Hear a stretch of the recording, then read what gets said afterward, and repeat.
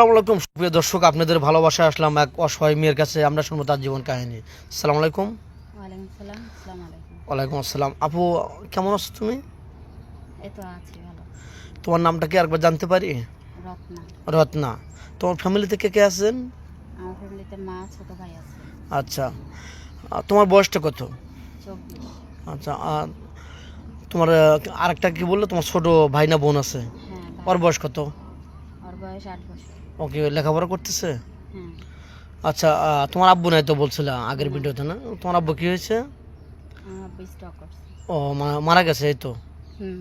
ও, বুঝতে পারছি। তোমার আম্মু কি করেন? ঋণী। কোনো কাজ কাম করে না? না। ও যাক, তাহলে সংসারটা কারোর নির্ভরশীল? সংসারটা আমার বাবা যে ব্যবসা বাণিজ্য রেখে গেছে সেগুলো দিয়ে কিছুটা আর্ন করছিল, ওটাই বসে বসে হ্যাঁ। খাচ্ছ। তাহলে ওটা সাপোজ ধরো আজকে এই টাকাটা ফুরিয়ে গেল, তাহলে কালকে থেকে কীভাবে চলবে? এখন সেটা ঠিক আছে, কিন্তু এখন আমি চাচ্ছিলাম যে কোনো একটা কাজ করব, যেটা আমাদের চলতে তো হবে। অবশ্যই। কিন্তু তার ফাঁকে চাই যে আমার একজন লাইফ পার্টনার, জি জি। যে আমার পাশে থাকবে, আমার সাথে আমাকে হেল্প করবে। হ্যাঁ, বুঝতে পারছি। তো তাহলে তোমার বয়সটা বলছিল 24, না? হ্যাঁ। তুমি মনে করো কত বছর বয়স হলে মেসোট হবে? একজনের বয়স 35-40 বয়সে থাকে। বয়স যেমনই হোক, বয়সে কিছু হয় না, কারণ যেহেতু আমি ডিভোর্সি, আচ্ছা। আগে আমার হাজবেন্ড ছিল।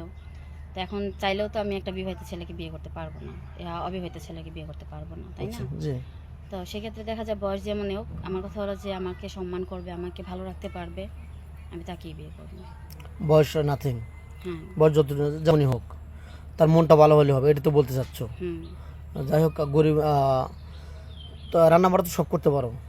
হ্যাঁ। যেমন তোমার একটা ভালো একটা পরিবারে বিয়ে হলে তার বাবা আছে, মা আছে, ভাই বোন আছে, সবাইকে আগলে রেখে পাকশাক করে এভরিথিং চালাতে পারবে তো? হ্যাঁ। সংসারে হাল ধরতে পারবে। আচ্ছা, তুমি তো মুসলমান, না? হ্যাঁ। নামাজ কালাম তো পড়া হয়? আলহামদুলিল্লাহ। ও, আচ্ছা। তোমার কি যৌথ ফ্যামিলি ভালো লাগে না সিঙ্গেল ফ্যামিলি ভালো লাগে? যৌথ। যৌথ ফ্যামিলি। এমনটা কেন হয়তো মানুষ চায় সিঙ্গেল ফ্যামিলি চায়, শুধু স্বামীকে চায়? চাই, এখন সবাই তো আর একরকম হয় না, তাই না? আর সিঙ্গেল ফ্যামিলিতে তো দেখা যায় হাজবেন্ড বাইরে থাকে, সারাক্ষণ আমার একাই থাকতে হবে। আর যৌথ ফ্যামিলিতে দেখা যায় ননদ থাকে, শাশুড় শাশুড়ি থাকে, তো তাদের সাথে দেখা যায় কথা বলতে বলতে একটা সময় কাটানো যায়। তাদের সেবা যত্ন করতে পারলে আমি নিজেও ভালো থাকতে পারবো। আচ্ছা, যেমন তোমাকে প্রবাসী কোনো ভাই বিয়ে করে চলে গেল, তোমাকে আত্মবিশ্বাসে রেখে গেল, তুমি কি কার সাথে পরকে লিপ্ত হবে? স্বামী আসবে 3 বছর পর, আমি পরকে করি, এখন কেউ তো দেখবে না। সে গেছে আমার জন্য, আমাদের ফ্যামিলির জন্য, জি। তো তার জন্য তো আমার অপেক্ষা অবশ্যই করতে হবে। অবশ্যই। তবে হ্যাঁ, যে একটা মানুষ সে প্রবাসে আছে দেখে আমি সুযোগ পেলাম অন্য কোথাও চলে যাব, এরকমটা আমি কখনো ভাবি না। বিশ্বাস অমর্যাদা করতে নেই, হুম। মানে বিশ্বাস ভাঙার যে কথা, মসজিদ ভাঙা একই কথা। হ্যাঁ। তো যাই হোক, ওরকম করা যাবে না, আত্মবিশ্বাস বা ধরে রাখতে হবে। তো যাই হোক, এই যে ভিডিও পাবলিক করছি, আপনাকে কিভাবে পাবে বলেন তো একটু? এখন যেহেতু আমি আমার ডিভোর্স হওয়ার পর থেকে আমি কোনো ফোন ইউজ করি না, এখন কথা বলতে হলে তাকে আপনাদের সাথে কন্ট্যাক্ট করতে হবে। দর্শক বন্ধু শুনলেন, স্কেবার বাড়াতে চাচ্ছি না।